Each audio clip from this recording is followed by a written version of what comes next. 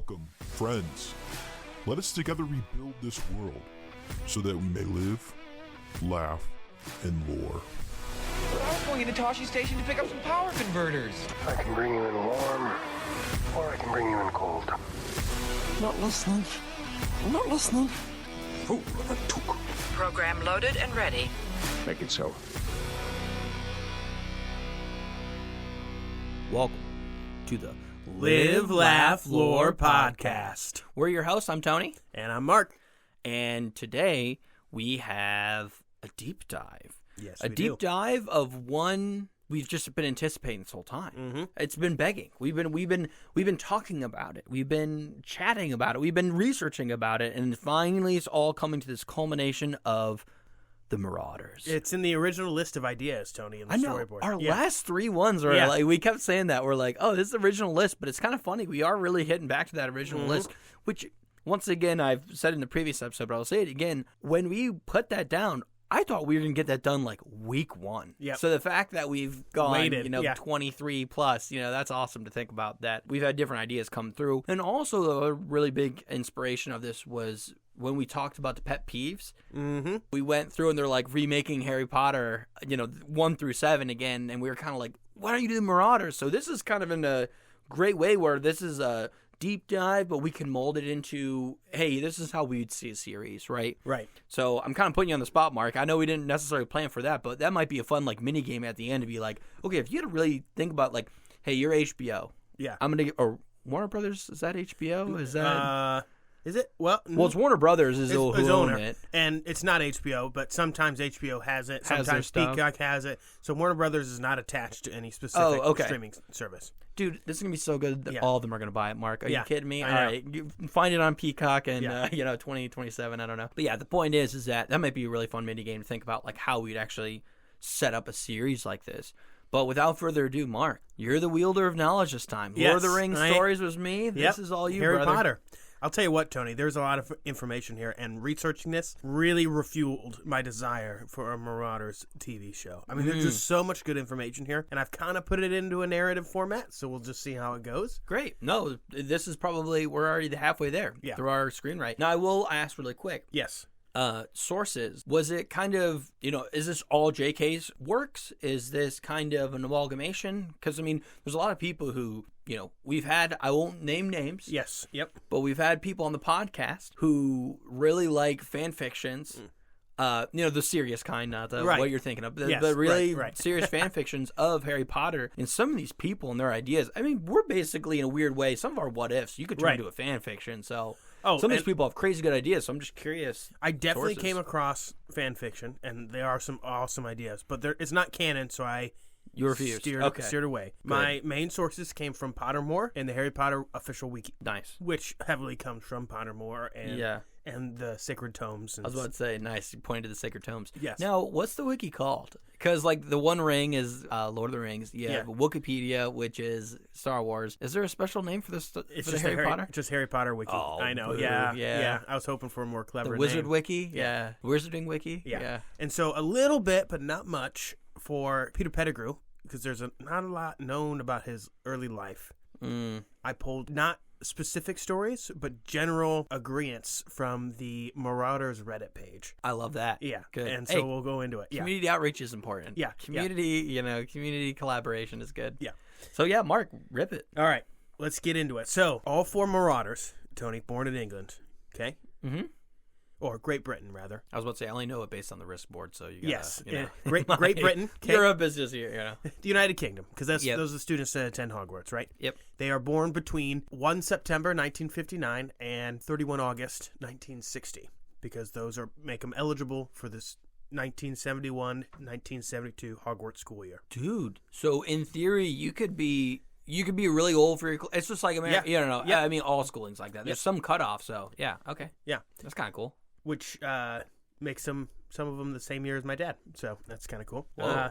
So Sirius Black is the oldest. Okay. He was born Sirius Black the Third. I didn't know he was a third. Yeah, not in a row, but he is. Yeah, not in a row. Is that wait? Do we normally for normally when there's a break they don't they don't add on to that. Normally for us, like if you meet a second or a third, they're literally second and third. You're correct. Is that a different thing in the UK or a different time period? It's the Wizarding World, Tony. There's no rules. Oh, okay. All right. No, it's just the Wizarding World. Yeah, okay. I was about to say, you're the genealogy guy. I was about to say, doesn't that make your skin crawl a little bit? A little bit, but it's a different world. You know? All right. But I'll tell you what, we do jump into the genealogy because the Blacks have a whole frickin' family tree that I squirreled into. Oh, yeah. Well, I'll talk about it here in a second. Were you pausing during the movie, looking at the scroll? Yeah, for sure. No, I just looked at, they have it online. They have it on Pottermore. Love that. So, Sirius, like I said, was born 3 November 1959, and I know in America we'd say November 3rd, but it's in England, and they go the small, medium, large. Yeah, which might make sense. Win a war and get it right. Yeah, but yeah.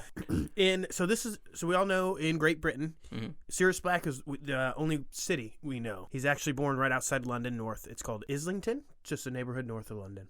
Okay. That's where he was born. Grimmauld Place, same location? I didn't look it up, but I bet it is because it's like ancestral Black. That's probably why we know the location. Yeah. Just throwing it out there. So he was born to Orion and Walburga Black. I love the name Orion. Yes. Love the name Orion. A lot of my D&D stuff is Orion. Orion's belt, right? It's great, it's cool. But I love that. So Orion and Walburga were both dark wizards and second cousins. Ooh, we're gonna get okay. There's a reason behind it. Her maiden name is Black. Walburga did not have to change her name because she's also Black. All right. So the Blacks were part of what was known as the Sacred 28 Wizarding family. Purebloods. Pure Blood Wizards. It's a list that came out around the 1930s, and it's 1930s. Yes. You think that would go way, way back? Well, so these are ancient families, but in the 1930s, this is the list that came out. They did like the official. Well, no, it's just the remaining 28 families that are thought to be still pure blood. Oh, okay. I was about to say, I was like, dude, how is that not like? Yeah. We're going Salazar Slytherin, like that should be where the pure bloods like. But you're saying they're marking it through time, and those that remain pure blood. Okay. Yeah. So still part of the ancient families, right? But there's 28 of them, and here's the list. A lot of names that we know, right? So there's Abbott, Avery, Black, Bulstrode, Burke, Caro, Crouch, Folly, Gaunt, Greengrass, Lestrange, Longbottom, Macmillan, Malfoy, Knott, Ollivander, Parkinson, Pruitt, Rosier, Roll, Selwyn, Shacklebolt, Shafiq, Slughorn, Travers, Weasley, and Yaxley. Those are the remaining at the 1930s. Now, there was a note in there. Apparently, Ollivander's mother is a Muggle born. But I guess they didn't know that when they published the list. So Ollivanders are technically struck. Yeah. And the Gaunts are extinct, and there was another... Wait, so Gaunt, though... So it's kind of interesting. So Slytherin did not show up. None of the houses showed up there. So the Slytherin name... So when we talk about this in the Wizarding world, it's male heirs only. So you have to have the last name. Yeah, because Gaunt... So Gaunts were heirs of Slytherin. Correct. So, but I was just shocked that Slytherin didn't have a strong enough family line to bring it all the way down. Yep. Or, you're a genealogist, right? It's Slytherin, a lot of these families are derived from the Slytherin family. Correct. The Slytherin house names are derived. So there's no male heirs of Salazar Slytherin with his name. I did not know that. Yep. I thought he had a son. That's why Tom... Nope. He may have, but all Slytherin name men have been extinct.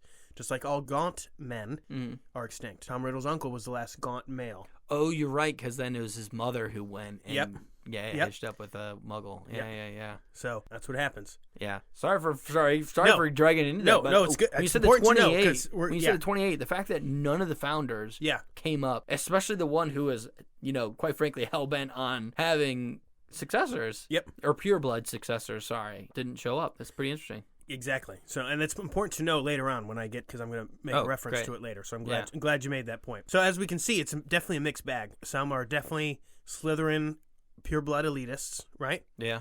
Like the Blacks, and others are sympathizers like the Weasleys, who think that we should not persecute against Muggle-borns or half-bloods or Muggles in general. They have become now known as blood traitors by the elitist families, and that's why Creature calls Ron Blood Traitor Weasley in the 7th. Yeah. I like that. Yeah. So Which is impressive that they've remained pureblood even though they didn't believe in its merits. Yeah. So like I said, this was codified in the 1930s, but the families were keeping track, right? So the blacks knew. But they had a rule. You either had to marry within the family or one of these sacred 28 family members. Okay. To keep the bloodline pure. And within the family, did they have rules? So no brother or sister? Or I didn't see any. I didn't see any rules. But yeah. But they have two general rules. Two general rules. Yes. Yeah. Okay. Second cousins are apparently on the table. And it's even within that is different. So like the blacks were very strict. If you married a blood traitor, if you married a muggle born, or a half-blood, you're cut out from the family. Okay. The Malfoys were a little bit more lax. You could marry a half-blood, but that was it. That's as far as you could go. Okay. So Narcissa did the right thing. She married Malfoy, one of the 28. Correct. Yep. Okay, so she's cool. She's fine. Yeah, right. I see. Okay, for a second, when you said half-blood, I was like, I think all the Malfoys that we know, at least in the thing, they married full blood. Right. You know, okay. But I guess Malfoy was one of the, I guess they were a little bit more lax. They were still pure-blood elitists. Yeah, because it makes sense. Yeah. But a half-blood's technically a wizard, so it was okay in their book. Huh, okay. Right. Interesting that the blacks were more serious than the Malfoys, but yeah. Well, Bellatrix is a black, and she hated half-blood. They cite the example in the Department of Mystery. She yells at Harry, "You filthy half-blood!" And he goes, he's like, he's still a wizard. Well, I mean, he was protecting him because the Dark Lord wanted him, right? Yeah. But he's still a wizard, right? So. Oh, okay. Good call. Yeah, he does. Yeah.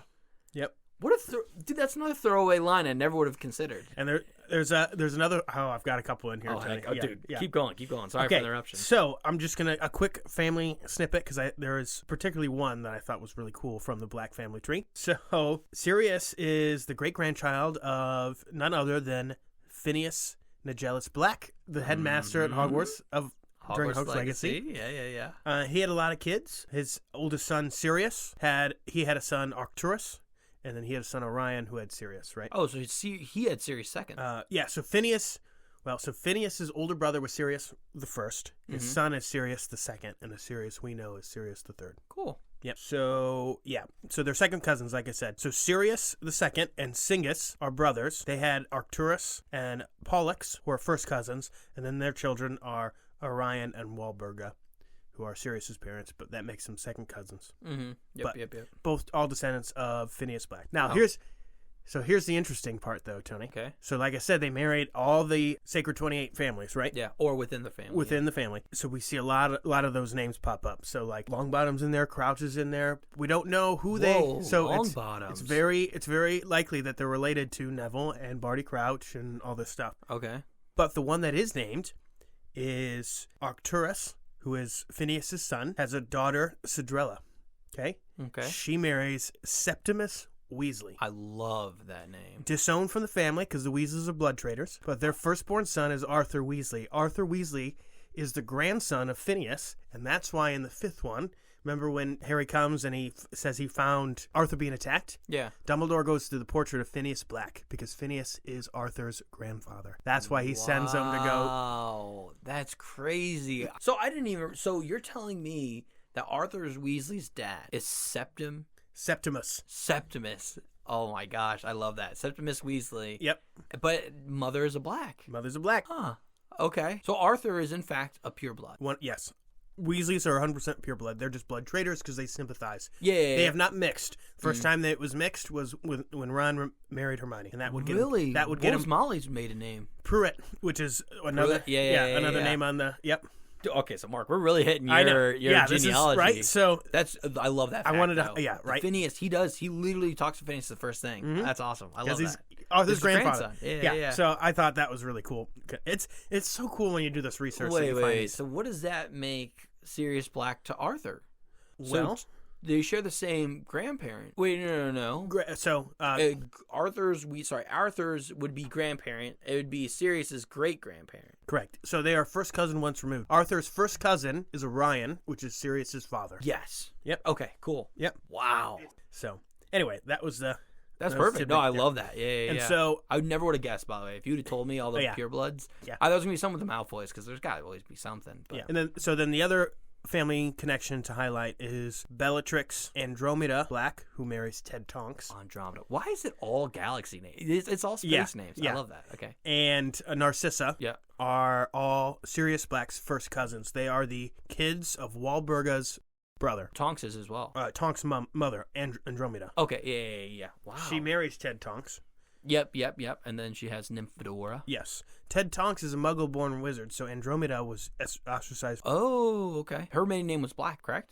Andromeda, yeah. Andromeda Black, okay. Yep. Narcissa Malfoy was a Black. Bellatrix Lestrange was a Black. Yeah. All first cousins of... How do you think Mr. Lestrange felt that Bellatrix loved Voldemort more than him, probably? But Lestrange's ultra-fanatic, elitist, pure-blood family. So they're probably cool with it. Yeah. Okay. Yeah, definitely okay with it, for Weird. sure. Yeah. But that's crazy, though. So I'm curious, if you actually ran down the line from this, how many of the descendants got burned out of the family? Because they made it a really big deal that only Sirius's name was burned. It's like, oh, my mother did this by the time I left. You know what I mean? Like, that whole wall should have been, like, scorched. There's several. She had an uncle. So Walburga was crazier than Orion. Orion definitely was a pure-blood elitist. Yeah. But Walburga took it to heart. So, like, her brother ends up giving Sirius some money. After he's disowned, boom, burned from the family tree. She has an uncle who's a squib, burned from the family tree. Oh, wow. So it's not just marriage. She's kind of anything that goes against the family. She is vindictive in this. Dang, dude. All right. Yeah. But you know what I mean, though? In that one scene where they're going around, there's only the one, you know? You think the whole tree would be, you know? Yeah, right. Half is burned out, you know? I don't know. So it was very clear to Sirius early on that he did not agree with his family's values. Yeah. And it led to confrontations, especially with his mother and his brother Regulus. They were not good friends, right? He actually said that his brother was a better son because Regulus just towed the line. Sirius was like, no, I don't believe in this. You guys are terrible people, right? Yeah. And he grew up and resenting his family and hating his mother and his first cousin Bellatrix. Oh, okay. So they absolutely hated each other. They became like worst enemies. Mm-hmm. So Thanksgiving's not a fun time. Not fun time, not at all. So that is all we know about Sirius's life before Hogwarts. Okay, this is up to he's 11, so he's just been raised. Mm-hmm. His family tried to break him, but he wanted, Stallion, baby. So next we got Remus. He's the next one born in the my boy. I was about to say Remus John Lupin, R.J. Lupin. Yeah, I know we talked about this last time. I'm still shocked that it's John, though. I love that. Remus Lupin, born 10 March 1960, to Lyle and Hope Howell Lupin. 10 March. Yeah. All right, Jenna, hold him in for 4 more days. For March 6th. So. Yeah, right. Come on. Yeah. So Lyle was a wizard, and I covered most of this in the Lupin v. Howland episode. Yeah, classic. I'm going to do a quick recap on all this. Yep. So Lyle was a wizard, and his family was not part of the Sacred 28 because they had tainted the line before. But he ended up marrying Hope Howell, who was a Muggle, insurance agent from Cardiff in Wales. Also Howell, that's so on the money. I know. Yeah, right? I like that. Yeah.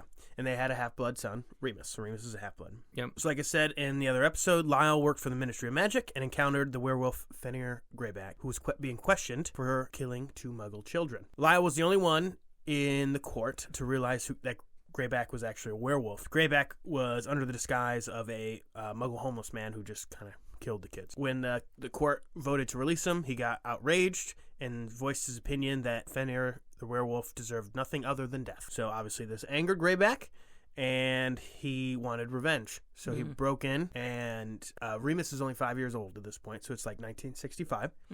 Lyle was able to get fight Fenrir off, but not before Remus was infected with lycanthropy. Nice. I was about to jump in on that one too. So he's a werewolf now. Was he bit, scratch, something? I think, both. All, gotcha. Yeah. Because he got the scar across his face. Yep. So definitely scratch. Yep. So his parents took him to various healers, but it's uncurable. Yeah. Wolfsbane potion is not here. Unless we do the what if, right? I was gonna do that. I was making the Skyrim joke. So you can become a vampire or a werewolf, and you can interchange them as long as you get infected with the other one. Oh, okay. Which is kind of funny to think about. But like I said, it's uncurable. So life was very hard for him and for the family because they were ostracized because they had a werewolf kid. Yeah. And they weren't even sure he could go to Hogwarts. But Dumbledore came in and said, I will make special arrangements, and I will ensure that your son is instructed properly. Yep. So that's Remus. James Potter. I think you'll find this interesting, his little backstory. My boy. James Potter was born 27 March 1960, so only 17 days after, in England, to Fleamont and Euphemia Potter. I'm having by the way, it's making me feel good because I had all those Lord of the Rings names. Yeah. I feel better that you are also in this name grind. Yeah, there's a lot. Yeah. Hey, I repeated mine like twice, so yeah, you're good to go. Both were pure blood wizards. We don't know what Euphemia's maiden name was, but we know that she's a pure blood. Not part of the Sacred 28. Yep. The Potters, still at 1930s, were believed to still be pure blood. However, Potter was a very common Muggle name, and so families like the Blacks and the Malfoys used that against them to not include them in the list of the Sacred 28. Oh, wow. Okay. So on paper, they might have been actually pure blood family. Yeah. So as far as we know, James is a pure blood person. Okay. So Fleamont was a very accomplished and retired cosmetic potioneer. Mm-hmm. Best known for inventing the Sleek Easy's hair potion in 1926. Yeah, okay. This potion was a scalp balm and sold with the slogan, 2 drops tames even the most bothersome barnet. I guess is another name for your head of hair. Wow, is that why Harry always had untidy hair? They're like solving it for themselves. That could be. They ended up selling it on mass production. Yeah. Because they talk about his hair all the time. Yeah, it was able to be used on all sorts of hair and make it into a sleek style. That's why it was called Sleek Easy. Yeah. A fun fact is that actually Hermione used this very product to style her hair for the Yule Ball. Oh. And Ron was a regular user of this product. Now, it did say on the back that redheads may have some side effects, but Ron tried it, didn't have any side effects. Okay. But it's funny, he used it his entire time he knew Harry, but the 3 never knew that. And Harry's getting kickback from this. Yeah. You know he's getting kickback because that's where all of his money came from, right? So, so Fleamont sells the company. So Harry gets no residuals, but all his fortune is from this. Dang, yeah. I was hoping he was getting kickback. No, why am I getting a check for 400 galleons this month? And Ron's just like, hey, I just got back from Wizard Costco. Yeah, right. 700 vials. Yeah, I don't know. So So he did sell it. And so the residual, all that, non-residuals, but the fortune of which that was bought at. So, while he owned the company, he made it quadrupled the family fortune. Wow. Enough to carry Fleamont to his death, James and Lily to his death, and Harry, Harry still got plenty of money, too. Oh, yeah. Yeah. Dude, he's able to buy a lot, baby. Oh, yeah. You can't buy that. You can't nickel and dime that, Yeah. 10-year-old buying all the candy. Yeah. Come on. So, the Potters are rich. Yep. He sold his company, and he's retired. They are very old, even for wizards. And then they conceive James, okay? Okay. So, like I said, they're old, rich, and they have no energy for parenting, which resulted in them doting on James, giving him pretty much anything he wanted, which resulted in James growing up to be a proud, arrogant, and boastful, but deep down, a good boy. Yeah. I like that. But that's going to play into his time at Hogwarts. Gotcha. Peter Pettigrew. Oh, okay. Like I said, there was not a lot known about it, so I had to seek help from the Reddit users on Marauders Gen page. Okay. So like I said, he had to be born sometime between 1 September 1959 and 31 August 1960 to be able to be in the same year. Yep. He gives me young guy energy. So he is. I feel like he's closer to So he's the youngest. We know that. Okay. Fans on the Marauders Reddit page think he's born probably in the summertime. So they notice that Sirius, Remus, and James, the times of their birth line up with their zodiac sign, right? Their personality. Their birth. Yeah. Based on that personality, Peter Pettigrew would be born in the summer, late summer. They theorize that J.K. Rowling didn't want to insult any particular zodiac sign group by giving him a birthday, and so that's why it's just circa 1960. Something tells me J.K. Rowling's not too not ashamed of annoying, annoying a insulting group of people. Yeah. Which by you gotta respect her tenacity. No matter what happens, she's gonna double down. Yeah. So we don't know his blood status. He's at least a half-blood. Many people think he's actually a pure blood because otherwise Voldemort probably would not have I feel like allowed him into his service. Right? Yeah, he wouldn't have been cool. Yeah.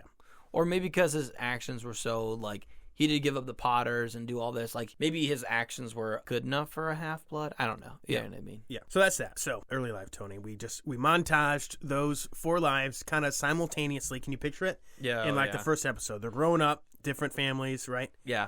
Okay. I feel like this is probably half of season 1. Just get them all. You know. Yeah. But they all come from different backgrounds, but they all get their letters to Hogwarts, right? Nice. And they all arrive at Hogwarts 1 September 1971. Now, is it Armando Dippet at this point, or who is the headmaster? Armando Dippet is Still headmaster. Would have been the start of Dumbledore since technically Remus was there, so it probably would have been Dumbledore. Yeah, absolutely, it was Dumbledore because Dumbledore's the one who said, "Yeah." Yeah, I wonder if those were like first of Dumbledore's tenure. Yeah, yeah, it must have been. It's in the early. Well, yeah. Well, maybe I don't know.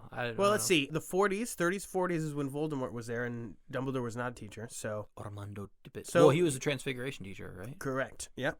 Okay. Not the Defense Against the Dark Arts that Fantastic Beasts says. Gosh, yeah. But they had one job. Yeah. Come on. All right. Yeah. So it's not Pepe's episode, but yeah. Come on. Definitely the beginning of his term. Probably. As headmaster. Okay. Cool. I don't know why. Whenever I go back in time, I always imagine it's always Armando Dippet, and that's why I was. It's fun to say Armando Dippet. Dude, I swear, Harry Potter has my favorite one-liners because Dippet's one there, and then Brachium Omendo. Oh, Gilderoy. Oh yeah, that's my favorite spell of all time. No, not you. Yeah. Doesn't know what he's talking about. Yeah. I can mend a bone in a second. Growing them is going to be long. Okay, so, like I said, by this point, a huge rift has been created between Sirius and his family, right? Yes. So before Hogwarts, this is leading up. So, yeah, well, he's at Hogwarts now, right? Yep. So, but because of this, he's still black, though, and he's deathly afraid that because he's part of the noble house of black, that he'll be sorted into Slytherin house, which he does not want to do. Oh, okay. But to his great amazement, the Sorting Hat had no issue just putting him in Gryffindor. Just boom. Not Slytherin. Which really, gave him confirmation that he was, I'm doing the right thing. Down to his core. But at home, Sirius was really proud of it, and he would annoy his mother. He would hang Gryffindor banners all over his room at number 12, Grimmauld Place. Nice. Aside from his shrine to Godric Gryffindor in his room, Sirius decorated the rest of his bedroom just like a muggle boy of his age to really tick his mom off. So, was it like the famous, Quidditch teams and... Well, no, it's as a Gryffindor. Boy. Well, it's Gryffindor. As a muggle boy. Yeah. Like actual muggle. Yeah, so he had pictures of motorcycles, fighter jets, beach babes. I love that. So honoring the muggle accomplishments annoyed his family, but really ticked his mom off that he's even attracted to muggle women. Yeah.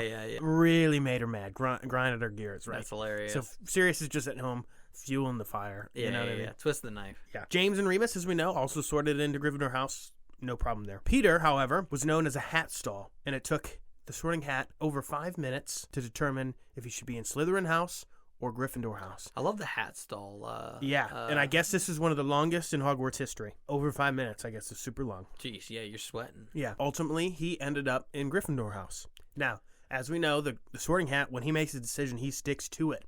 Even after later in life, when Peter betrays the Order and the Potters, he's like, nope, he still belongs in Gryffindor. Wow. And he uses how Peter dies, which we'll get into, as evidence that he was correct. I don't know if I believe it, That's but law of forecasting. We can discuss it when we get there, Tony, what we think. Yeah, I agree. Yeah. But sorry, the only other thing that got me was the first girl who gets sorted in both the movies and the book is Hannah Abbott. Mm-hmm. She's Hufflepuff, and she's a Pureblood family. She is. Abbott. Wow. Okay. So, they're not destined to always be in the, the Slytherin house. And the actress who played Hannah Abbott was... J.K. Rowling's niece? No, the director. Chris Columbus. You're right. His niece, yeah. Now, I knew it was a niece of somebody important, so it's Chris Columbus. I almost said Christopher Nolan. I'm like, no, it's not. That's Batman. Different, yeah. Swear to me. Yeah. Hufflepuff. Where is he?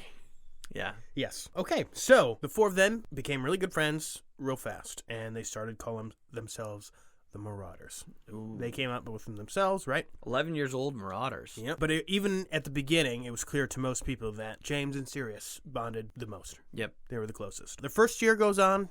Nothing really of substance happens. However, James, Sirius, and Peter are starting to notice Lupin's cycles. His monthly absences. Mm-hmm. He was sick, or he needed to go home to be with his mother, right? They didn't know. Lupin was really trying to keep it a secret because he's been ostracized. Yeah, he's been ostracized his whole life. He thinks if they know, then he's going to lose his friends that he fought so hard for. Yeah. But by their second year, the jig is up. They figured it out, right? Got it. And Remus then explains to them that he's been going to the Shrieking Shack. Now, Tony, you may ask, what is the Shrieking Shack? Yeah, I can ask it, but I might know the answer.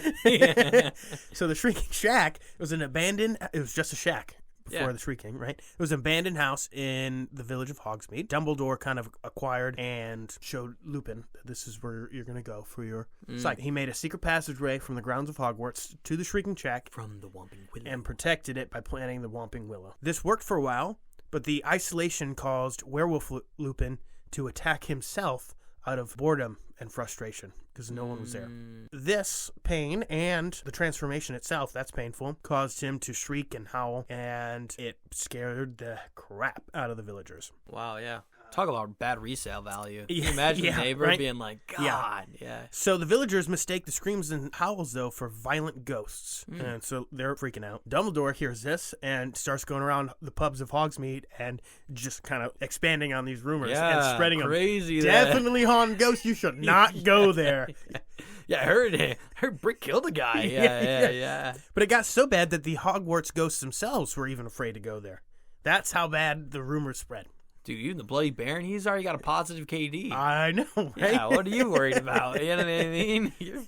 You left the world positive. You know? Yeah. People in Call of Duty, they want that. You know? I don't know. So he's safe in the Shrieking Shack. But the Marauders, when they found out about this, they're like, well, we need to help you somehow. So that's when they started investigating becoming Animagi. Yeah. What is that the plural form? Animagi. Yep. Okay, I like that. It took them 3 years, but they finally figured it all out and went through the illegal surgery, become unregistered Animagi. Is it a surgery? It's a surgery that you do, and you have to do it through the ministry because they have an official registry. I didn't realize it was surgery, though. Yeah. I thought it was like a potion or a spell or something. It's a surgery because not everyone can do it. If it was a potion, you would just take it unregulated, right? Yeah, So it's really hard. So I don't know who they needed to find or pay to let these 15-year-old kids go under this illegal surgery. Or it was Dumbledore going, like coughs and drops a packet of information, you know. It probably costs a lot, but James had money to spend. Yeah, so, who cares? You know. Yeah, he's got nothing. There's definitely a black market. Oh, he probably went to, what is it, Bornish and Burke's? Oh, yeah. What's the Nocturnally. Diagonally. Yeah,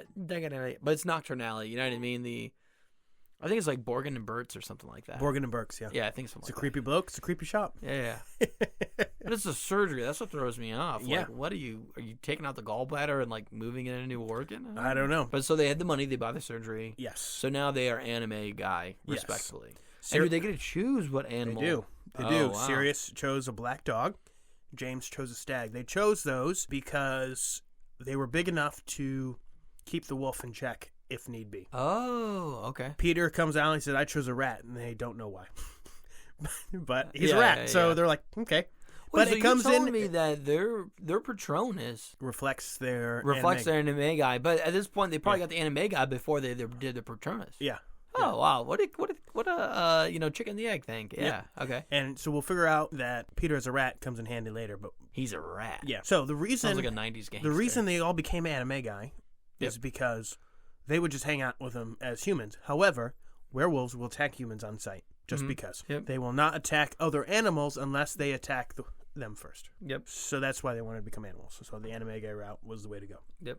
This hard you live. This hard. Werewolf Lupin loved this company.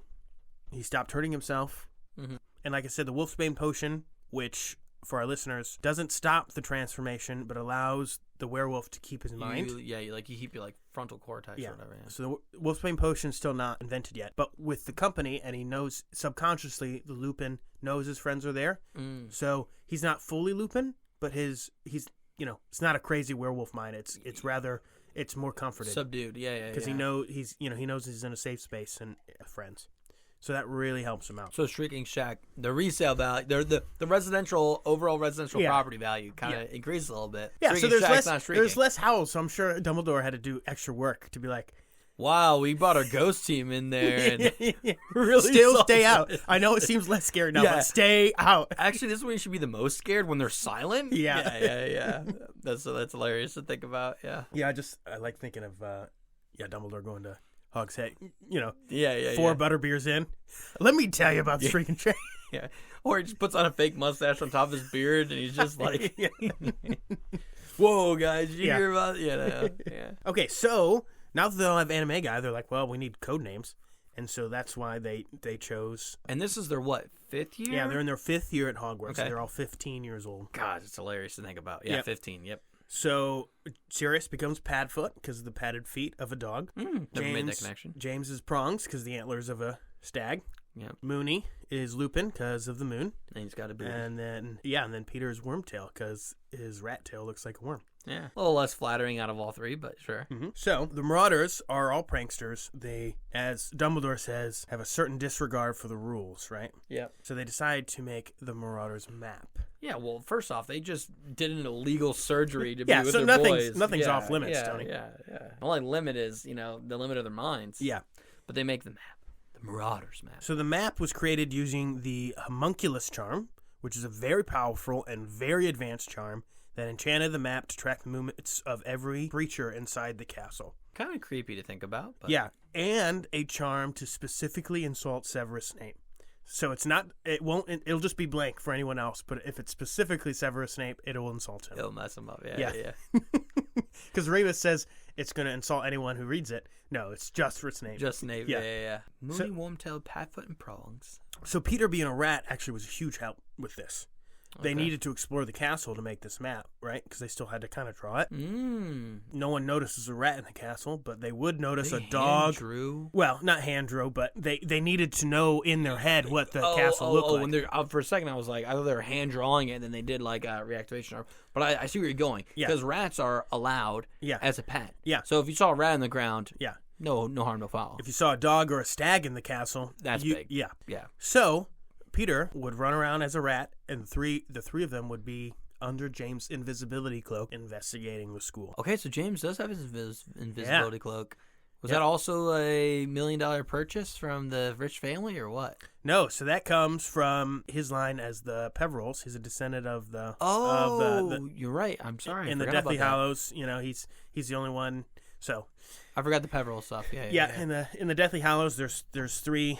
There's the Elder Wand, the Resurrection Stone, and the Invisibility Cloak. Most invisibility cloaks fade away. This one does not, because it comes from Death himself. Yep. And it's symbolism. One is Voldemort, one is Harry, one is Snape, right, of these brothers. It's a whole thing. Read the book to figure it out more. Long story short, I would go into it more, but we don't have time, Tony. Yeah, no worries. In my mind, I didn't link it with that. I just saw, I kind of forgot the invisibility cloak, and I was like, oh, he's rich. He just bought one. But I was like, oh, no, that's like the real deal one from. Yeah, so Harry gets all three of those at some point, but the cloak is a hereditary hand-me-down. Yep. So he's got the cloak. The Marauders were very well liked by the students and the teachers. It's kind of crazy to think about. Even though they had bad boy attitudes and pranksters, right? Mm-hmm. It was not universal, however, because hatred sprang up between Severus Snape and the Marauders, particularly with Sirius and James. Yeah, I can imagine. They bumped into each other. They started off on the wrong foot when they met each other at the Hogwarts Express, and they ended up having lifelong grudges because he also stole his girl, dude. Yeah, so Snape, Lily Evans from the same town, and he liked her, and James also liked him, so he tried to pick on him. Yeah. So, classic. Yeah, but they, specifically James and Sirius, went out of their way to bully Snape. I mean, they even did it Let's take off Snively's trousers. Yeah, even if they were just bored. They would do that for fun. Yeah, which is like crazy. Yeah, they eventually stopped, but never apologized. The only time before this that James would consider is when Lily was walking down because Snape was her friend, and she disapproved of him being picked on. When he says walking down, you mean like walking down the aisle? Or like in the hallway at school, yeah. I thought you meant like at the wedding day. No, He's like, you know what? No. I should probably apologize. Like he's got Snape floating in the air. He sees Lily, and Snape falls, and it's like, oh man, what are you doing, Snape? This kind of thing. Yo, Lily, what's up, man? Yeah. You want to go get some milkshakes? Yeah. So one of the most serious practical jokes, Snape hates him so much, so he's watching him, and he's starting to figure out Lupin's secret too. And Sirius tells him, yeah, actually, Lupin, he's just going in. He's trying new spells, and I'll take you to him. Go. He's in the Shrieking Shack. Just follow this pathway, knowing that on the other end, Lupin's a werewolf, and Snape's going to get hurt. Yeah. Sirius doesn't care. He hates Snape that much. Jeez. James figures out about it and goes, I hate him too, but we can't let this kid die. Also, my future marriage is kind of riding on this. Yeah. So he turns into a stag and fights off the wolf because the wolf's trying to kill Snape and saves him. But neither of them talk about it. Oh, okay. He saves him, and they still hate each other. Yeah, you could also argue that he kind of was put in that situation in a very poor way. You know what I mean? Like, so I don't blame him. Yeah, but James is mad at Sirius for even doing that, right? So that was bad. But Snape now knows about Remus. So, wow, yeah. Turn to page 394. Yeah. So even though Snape was their favorite target, James and Sirius had a streak of bullying. I mean, there was another kid named Bertram Aubrey that they used an illegal hex on him to enlarge his skull by 2 sizes. Just because. Why? You know what I mean? I Yeah. don't know. I'll be honest. I know. No matter any point in my life, even as a young kid, Yeah. people bully. I don't know. Like, why would you be I well don't liked? get it. Especially with the teachers. Why would the teachers be like, "Oh yeah, those kids got it"? I don't know what they have. Also, yeah, whatever that guy's name was, go to the hospital wing and get your head fixed. Yeah. It's all good fun, right? It's like what? It doesn't make any sense. So they were just bullies, and they constantly just picked on the others, like The weaker, the weaker Slytherins, right? Just because they could. Yeah. So not really that great. But by the age of 16, Sirius finally broke away from his pure blood family and took refuge at the Potter's house. And he tells Harry about this in the 5th movie. Mm-hmm. Fluma and Euphemia graciously adopted Sirius as their second aren't they son. like crazy old at this point? They are crazy old, but they're still alive. Oh, okay. Because wizards live a long time. But they are definitely at the end, right? They're sunsetting. Yep. Like Sirius tells us, his outraged mother blasted his name off the family tree, as was tradition for those who did not support the family's supremacist ideologies. Yeah, makes sense. Now, I mentioned before, Sirius's uncle Alphard, his mom's brother, Yep. didn't marry, didn't have kids, and he felt bad for his nephew, so he left all his money to Sirius. Oh. That got him kicked off the family tree. But Sirius is now set, and he moves out of the Potters, and they're good. Part of that money went into the firebolt. Yeah, it Am did. I right? Yep. You know, yeah. Because he's been making money when he was part of the HQ. You know Oh, what I yeah. mean? The Yeah. headquarters. Yeah. Or sorry, what is that? Not the Order of the Phoenix, but you know what I mean? What's the resistance that they called themselves? Well, it was Order of the Phoenix for both wars. What do you? Oh, it was. Okay. I Yeah, couldn't, yeah. Or Dumbledore's army, that's what I was thinking about. Yeah, that's Harry. the kids, though. Yeah, no, but Order of the Phoenix is, Yeah. okay, sorry about that. Yeah. I don't know why it's such a big brain fart there, because I was like, Yeah. because he probably wasn't making money, and I said at HQ, and I was like, wait, no, HQ is the group. What group's that called? And I blanked. Yeah. But yeah, Order of the Phoenix. All right, I got there. Yeah. So now it's their 7th year of Hogwarts. They're about to graduate. James still hated Snape. However, he was just made head boy and Lily's head girl. And he knows he needs to change. James got head boy? James is head boy, Lily's head girl. What? Okay. And for our listeners, there's a prefect and there's head boy. Prefect, there is one male and one female from each house. They can be either 5th, 6th, or 7th year, and they're chosen by the head of the houses. Yep. Head boy and girl, only one head boy, only one head girl for the entire school, and the headmaster chooses you. Yeah. So it's James and Lily. And he knows he's been chasing Lily his entire time at Hogwarts. Yeah. She's always thought he was kind of an arrogant jerk. Yeah, which, I mean. Yeah. So checks. he's trying to change, right? And so he stops picking on Snape, and they get to know each other, and him and Lily fall in love.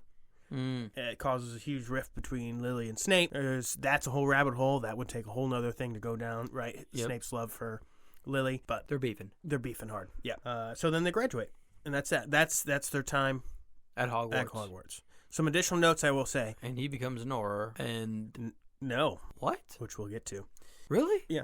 I didn't know that. Yeah, we'll get to that. Okay, all right, yeah, I'll pump the brakes. Just some additional notes from their time at Hogwarts that didn't fit in. Oh, yeah. In the movies, it says James was a Quidditch seeker, just like Harry. Harry was just like James, yeah. Yeah, but he was actually a chaser. He was not a seeker. Yep. But I think they say that in the books, right? He was They just say it on in the books. Quidditch team. He was on the Quidditch team, and he's a chaser. Yeah. But in the books, or in the movies, they change things. It makes right? it So, more, yeah. Remus was a prefect for Gryffindor House. Nice. Dumbledore Appointed by the head boy of James, or appointed by McGonagall. Okay. Dumbledore and McGonagall thought it'd be good. If he was a prefect, he would try to keep the other 3 Marauders in check. However, Remus really struggled to discipline his friends, so it didn't really work. Now, during this time, and even actually the entire time he was there, Remus and Peter were never cruel to Snape. However, they were right there with James and Sirius. They're bystanders. And Remus even said later in life that he really Probably regretted not stepping in more. Exactly. Yeah. So Remus and Snape had less beef, but still beefed, because he just hates the 4 of them. Yeah. They're a group. Yes. Effectively, the people doing the actions, the people watching the actions is just as bad. Yeah. All right. The next portion, Tony. Yep. That's one season Phase done. 3. Next season. First Wizarding War. Okay. Takes place between 1978 and 1981. Only 3 years. Oh, wow. I thought it was a lot longer. They make it sound a lot longer. Yeah. Well, to be fair, the second Wizard War is not that long either. So. Yeah, no. So, after graduation, at only 18 years old, James and Lily get married. Aw. Sirius served as best man, while Remus and Peter were there as well. They were good friends. Petunia was asked to be maid of honor, but she refused to attend the wedding. Ooh, Petunia, come on. Yeah, she was very jealous that her sister was a witch and just didn't want to be a part of it. Yeah. Both sets of parents were there. The Potters and the Evans were both there. Oh, nice. So that's good. Lily's parents were supportive. When their son Harry was born, James and Lily were still very close to Sirius, obviously. Was this like a couple years after, or was this like how old were they when they had Harry? The following fall. I mean, no, yeah, it's holy cow, they got married in 1978. They're pregnant in 1979, and Harry's born in they were 18, 19. 18 when they got married. Wow. Yeah. Yep. But then 19 when they had. So, like I said, Sirius became godfather, as we know, thus designating him as Harry's guardian in the event of their deaths. Right. Mm-hmm. He also gave Harry his first broom at the age of 1 on his first birthday. Nice, remember that. As stated by Lily in a letter found by Harry a number of years later. Yep. Now, at some point between 1979 and 1980, James' parents died of dragonpox. Okay, whoa. Harry's born 31 July 1981, so they never got to meet their grandson. Oh. But James inherits the vast Potter family fortune. So he's less than a year out at this point, which enabled him to live very comfortably, support his family, and he did not need to take a paying job. Oh, so he was never even an Auror. Never an Auror, and that's why, and here's another throwaway line, Aunt Marge asked Petunia in the third movie, what did his father do? Nothing. He didn't work, which is true because he didn't need to. He had so much money. Oh, okay. Yeah. I didn't even think about that. Yep. Yeah. Yep. So there's that. But you think because the way that Aunt Marge is talking, it's more of like a deadbeat thing. Yeah, Like, correct. he didn't work. Correct. Okay. So he didn't work, but his buddy Remus, who's a werewolf, also could not work because of his condition. No one would give him work. Yeah. So James financially supported Remus, gave him his own place, and made sure he was good to go.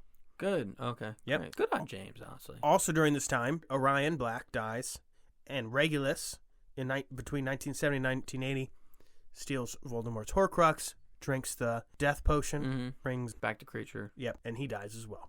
Yeah.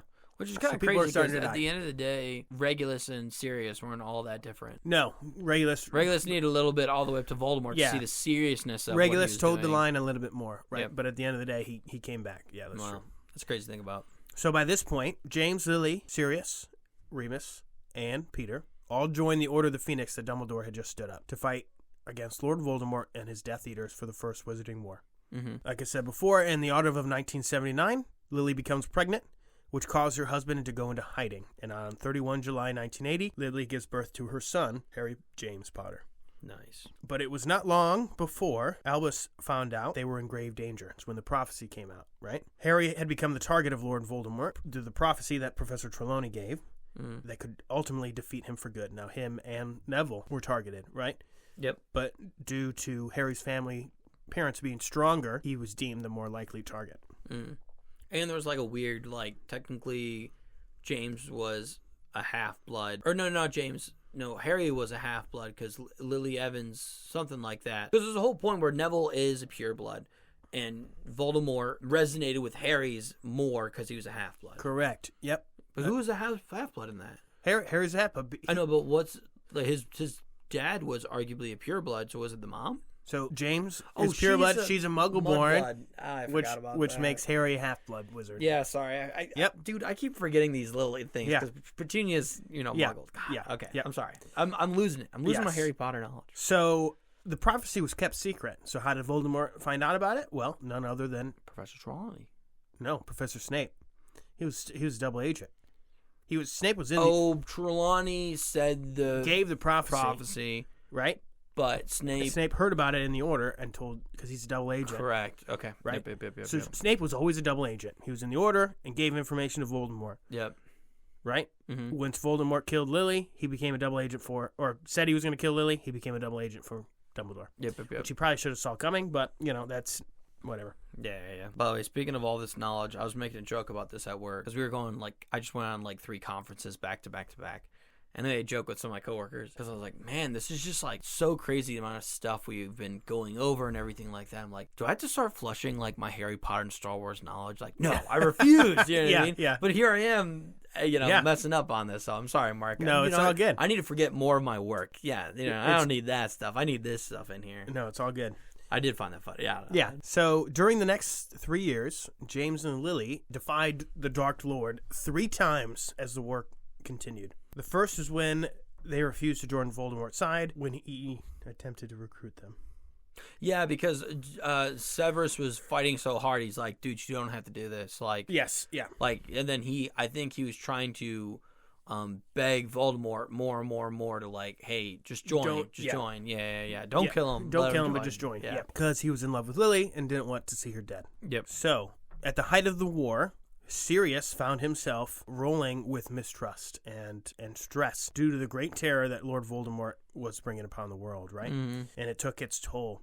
By October of 1981, he no longer trusted Remus, suspecting that he was a spy, and he began excluding Remus from important information. Wow. Meanwhile, Remus started suspecting Sirius was the spy. Started not giving him any information either. However, they both trusted Peter Pettigrew for whatever reason. Yeah, it doesn't make any sense. A decision they both would regret for the rest of their lives, right? Yeah. In 1981, the Potters were aware that Harry, along with the son of fellow Order member Alice and Frank Longbottom, had become Lord Voldemort's specific targets, right? Dumbledore advised the Potters to go into hiding using the Fidelius charm, which Dumbledore hoped would conceal them from doom. The Fidelius charm is one of the most ancient charms or spells, most ancient piece of magic known to man. Okay, Tony? Yep. It is... You're the secret keeper. Binding, right? The secret is stored in your soul, okay? It's a huge deal, right? Yeah, oh yeah. James was adamant that Sirius would be the secret keeper. He's my best friend, right? Yep. To be the secret keeper, believing that Sirius would willingly die than reveal where they were. However, believing Voldemort would suspect this, Sirius suggested Peter, because he didn't trust Remus at this point, because he thought it would be a less obvious choice. Keeping everyone in the dark, including Lupin and Dumbledore, they made the switch, and Pettigrew became the secret keeper. So Sirius has no idea where they are. Only Pettigrew does. Dude, no wonder why Remus thinks that it was... For years, he was just like, I believed it, you know? Yeah. Then he went on a killing rampage and killed Peter Pettigrew. Yeah. Wow, that's crazy. Yep. So he really... And Dumbledore believed it too. That makes Remus's not prejudice, but deductions make sense in the third movie. Yeah. Oh right? wow, third book too. But yeah, that's crazy. I didn't know they made the switch on their own. No one told. No. Yeah. Not even Dumbledore. Nope. No one knew. Only James didn't know where they were, but James knew Peter was the secret keeper.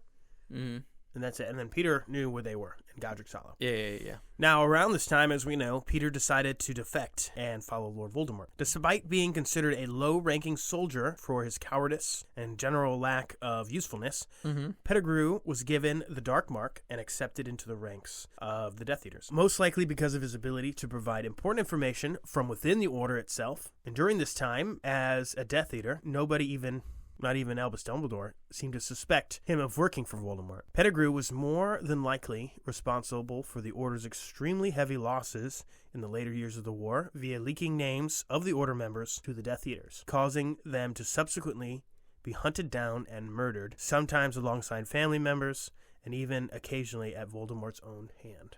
Wow. So Peter Pettigrew, not a good guy. No. Most of the losses due to him. It's just, Wow. because he betrayed them. Right? Yeah. Not even Snape was giving as much information, right? It was all Peter Pettigrew. Yeah. He was more free with it. Finally, on Halloween night, 1981, Pettigrew betrayed his best friends by revealing to Lord Voldemort where James and Lily were hiding.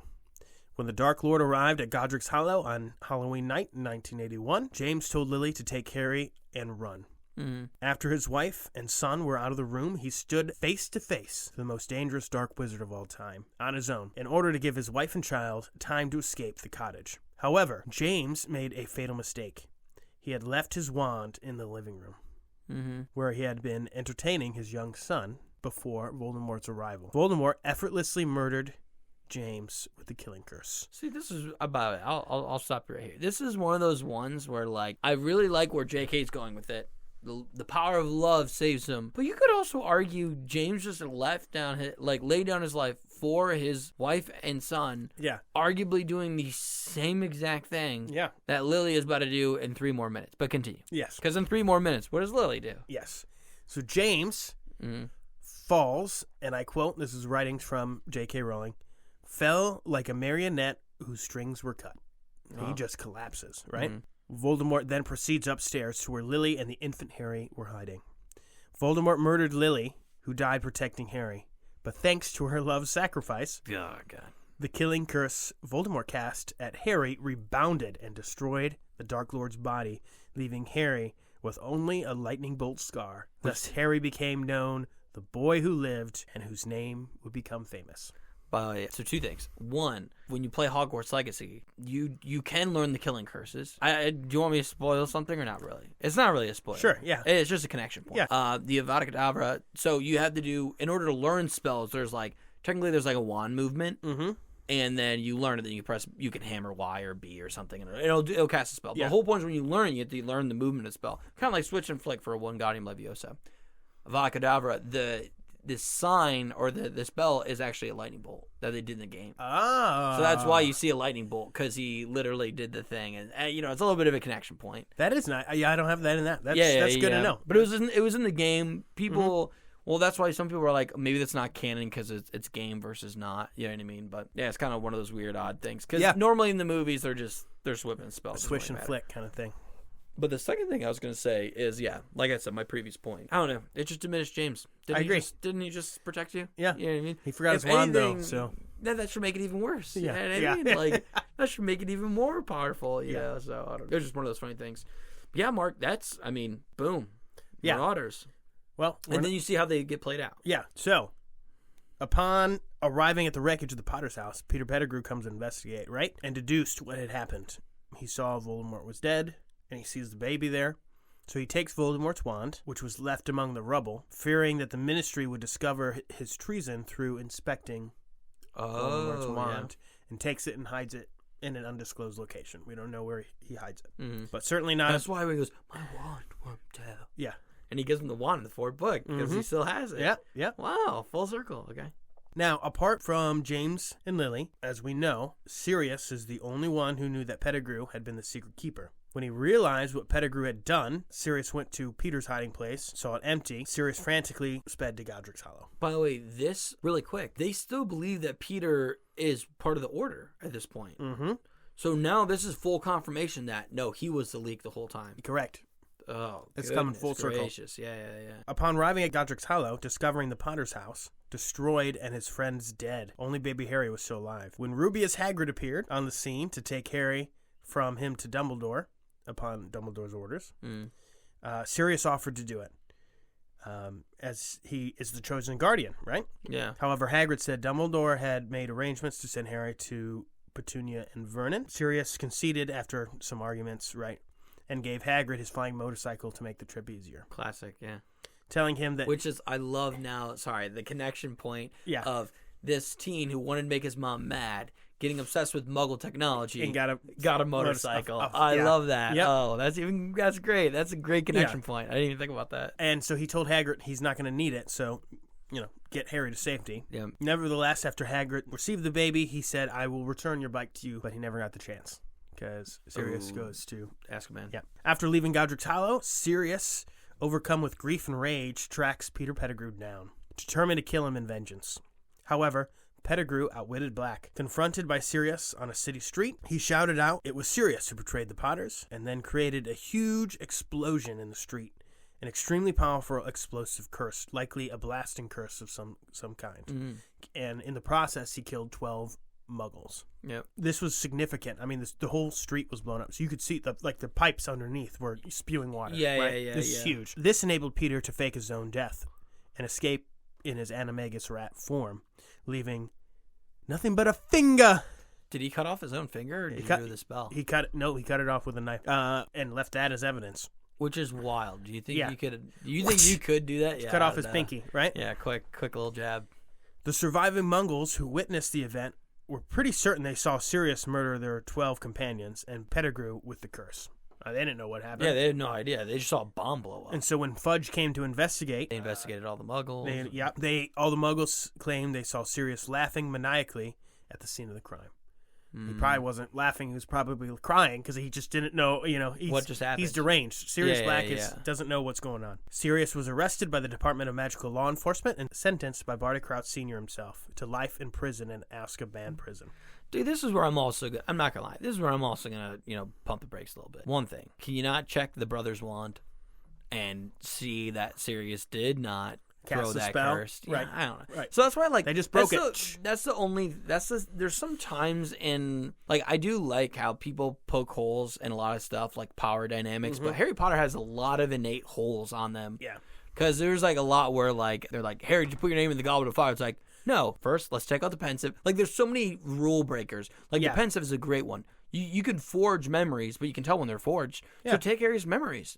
Yeah. He wasn't doing anything. So it's just funny that, there's these great things that move the plot forward, and they're really good in that moment, but right when she added them, it like destroys 12 other things. Yeah. Like, is Lily's love? Well, no. Well, the dad just gave, James just gave up his life too. So what happens there? Also, like, we can have the trace. We can look back on every single spell that this wand casts. It's like, well, can you? Because they're like, here, did you cast this dark mark? Like, dude, check his wand. That time, you know what I mean? There's like just little things like that where I'm like, pensive is another big one. Just take out memories. Yeah, I don't know. And with the Goblet of Fire, it's even said at the end of the book that they discover that Harry was registered under a 4th school. Yeah. And that's why he was chosen. But so you found that out by looking at it. Why didn't you do that before? Yeah. So anyway, it was a whole thing. It's like stuff like that, but I don't know. That's but why. Then we wanted to have a story, Tony. No, I know. That's why I don't want to poke too many holes. But I'm just saying, like, as a writer, it's crazy. Like, this story is so compelling and so good that even these big relative. First off, by the way, let's just make this clear.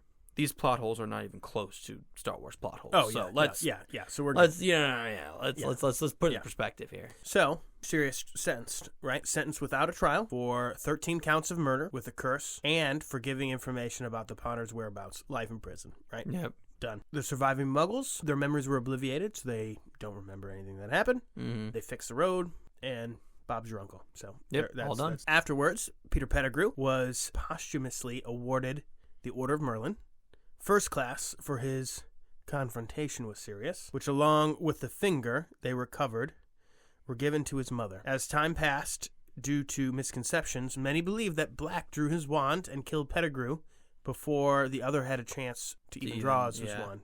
Even the other remaining Marauder, Remus, believed this for most of his life, right? Yeah, for the next, X years. Now, at the time of the death of Lily and James, Lupin was up north on official order business when he discovered what apparently happened, not really what happened. And this was one of the most traumatic events of Remus's life, especially since within the next day, he would also be losing his other 2 best friends. Sirius was imprisoned in Azkaban, supposedly for murdering Peter Pettigrew and 12 Muggles. Now he's friendless again. Now he's friendless and back to being a werewolf with no job and no one to financially help him out. So Remus got the short end of the stick, for sure. Yeah. Right. It only took Dumbledore, 10 years to be like, oh, we'll hire you back. Yeah. Okay. Sirius, pretty straightforward. He's in prison at Azkaban. He's placed in solitary confinement at the mercy of the Azkaban guards and the Dementors. Pettigrew went into hiding as a rat, avoiding all of Voldemort's Death Eaters and followers, right? Remus, after Voldemort's first downfall, the Order of Phoenix disbanded, right? Good. After the members returned to their busy lives and family, Lupin didn't have anywhere to go. His dad was still alive, but he didn't want to return to him because his dad didn't have a werewolf son anymore, so his dad was able to get work now. Oh, okay. So he really didn't want to jeopardize anything with his dad, right?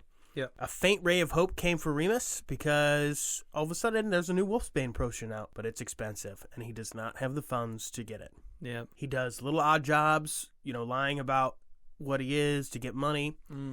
He's able to get enough money to buy 1 or 2 potions in that time frame, but really not. I mean, he's going from village to village and, begging for work. And he's having a rough time, right? Jeez, yeah. By the early 1990s, Lupin was living in poverty in a tumble-down, semi-fallen-over cottage in Yorkshire. Dumbledore was able to track him down in the summer of 1993 and offered him the post of Defense Against the Dark Arts position to replace Gilderoy Lockhart.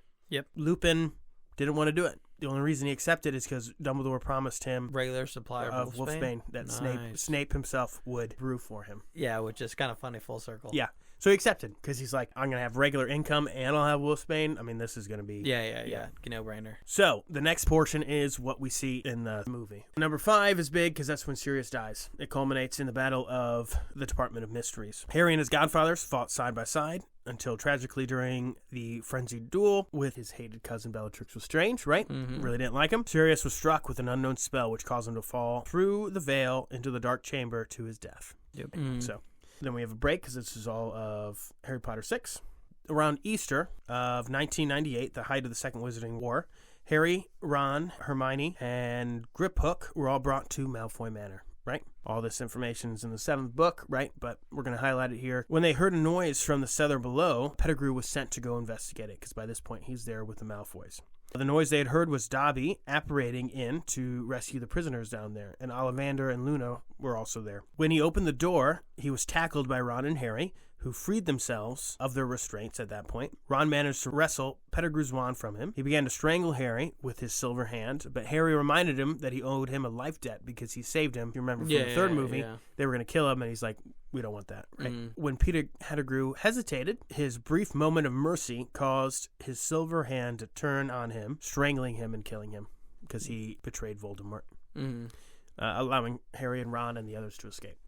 Yep. So that's the end of Peter Pettigrew. Later on, at the Battle of Hogwarts, we know that Remus was one of the many Order members who answered Neville Longbottom's call to arms on 1 May 1998, shortly before the start of the Battle of Hogwarts, right? At this point, Teddy is born, Tonks and Lupin's son. He was left with the mother as they raced to Hogwarts to fight in the battle, where she was informed that Remus was last seen dueling the Death Eater Antonin Dolohov. Dolohov murdered Remus, who was no longer in prime fighting condition due to months of protective and concealment charms to keep his wife and son safe. So he's exhausted because he's just been using protecting his. He was killed during the first half of the battle, along with many others. Lupin's death was avenged finally by Professor Flitwick, who killed the Death Eater Dolohov.